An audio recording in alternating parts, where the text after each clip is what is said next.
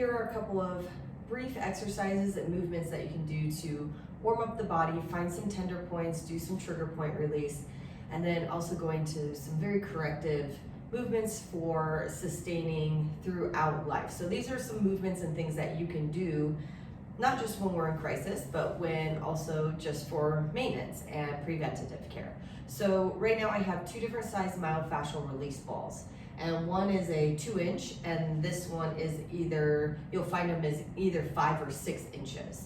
And they have very different approaches and very different uses. So this little one we're first going to use for under that armpit area. So we have the muscles, like if here's the shoulder blade, the muscles that come in and along right underneath that armpit.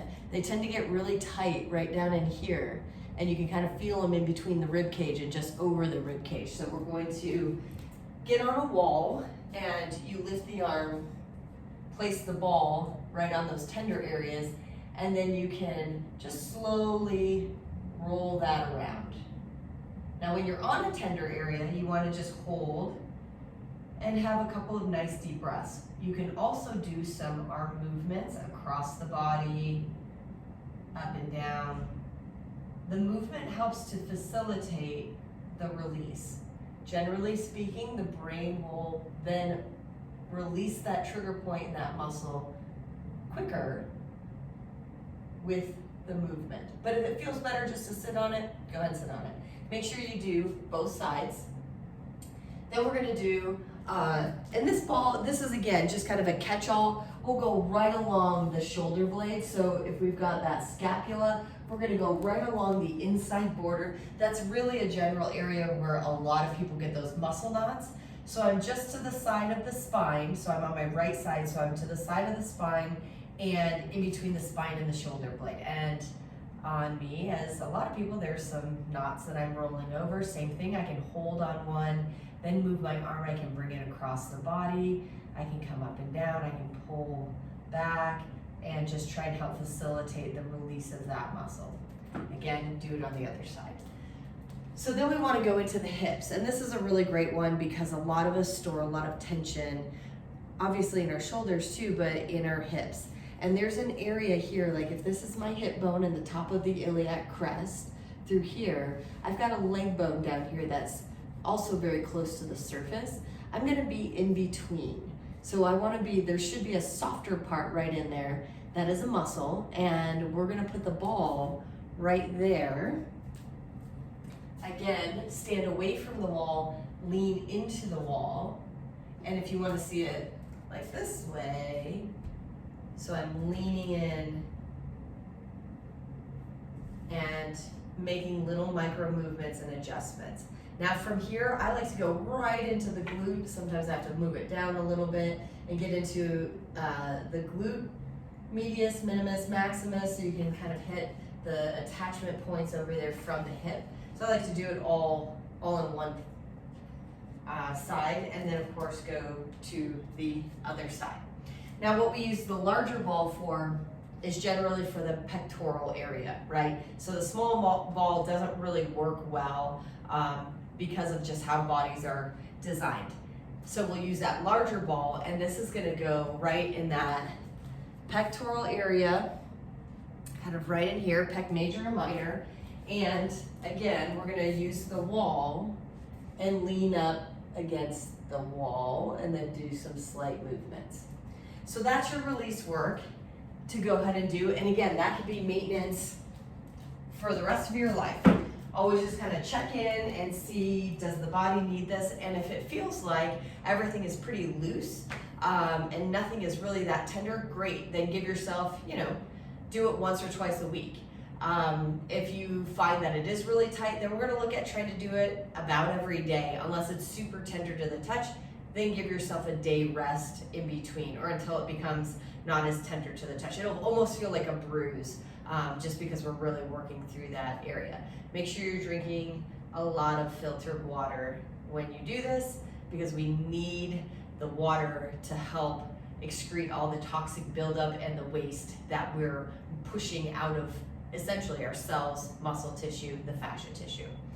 So then we're gonna come into L pose. L pose is done against the wall. You can also do it like on a countertop with your hands on top of the counter, or something like the back of a chair, back of a couch, something that has a little bit of height to it.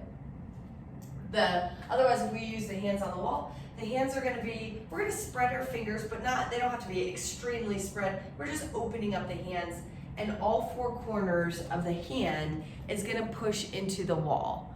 So this index finger pad generally wants to lift, so make sure that one is the one also that we're pushing into the wall. And we're gonna back up just so that we can be in that pretty much 90-degree position. I like to tell everybody to bend the knees, get your hands set. So we're straightening the arms like we would be in a handstand. Tilt that tailbone up, but then engage the abs. So now your pelvis is in a great neutral. And from here, if you can, without losing that neutral of the pelvis, straighten the legs. But if when you go to straighten the legs, the pelvis has to tuck, then just keep the knees bent. So we'll keep that pelvis up, tighten the abs, straighten those arms, or maybe even move one leg at a time, straightening it. While we're in that pose, we're thinking about tailbone all the way through the top of the head, becoming elongated. We're trying to allow our tailbone to go out that direction, and then the head is going towards the wall. So we're trying to create our own traction in the lower back. And then don't forget to breathe.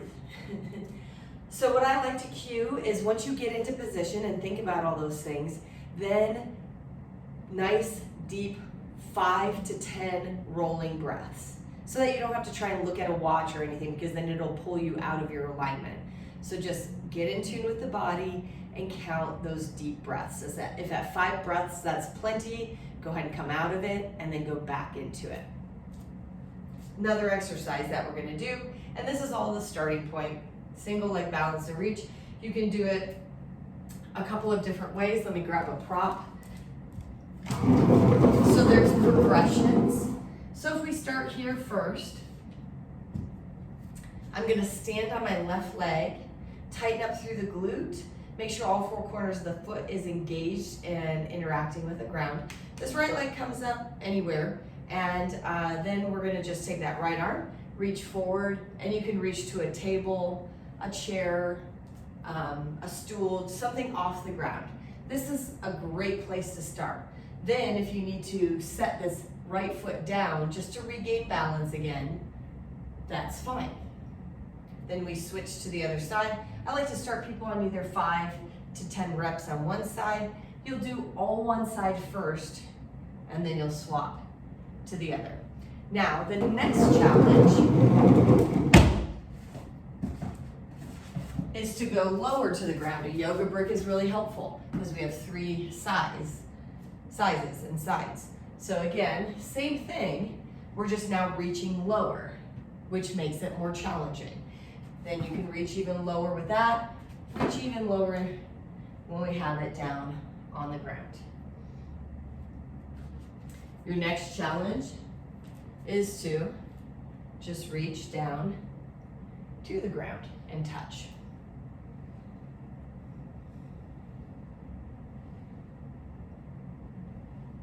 So again, these are slowly increasing the challenges. We can add a weight. So we can put a weight in the hand, stand on that balanced leg, and then touch down and up. Touch down. That's when we start getting into building strength. So initially we're building balance, proprioception, foot and ankle strength. When we want to start building strength of the bigger muscles, we're going to add weight. One of the other ways we can increase the challenge is to stand on something that is less stable. So if you're at home, that could look like a pillow, or maybe just like a foam disc or a piece of foam, just so that you're a little bit less stable. And the idea is that you're going to try and create stabilization while doing that. So if we then progress where we stand on something less stable, we might have to bring the floor back up to us. So we might have to then start touching at the table again, because the unstable pad underneath your foot is increasing the challenge quite a bit more. So start there. And again, these are exercises though that can be done for the rest of our lives. They're just like a great check-in and a good foundational core place to start.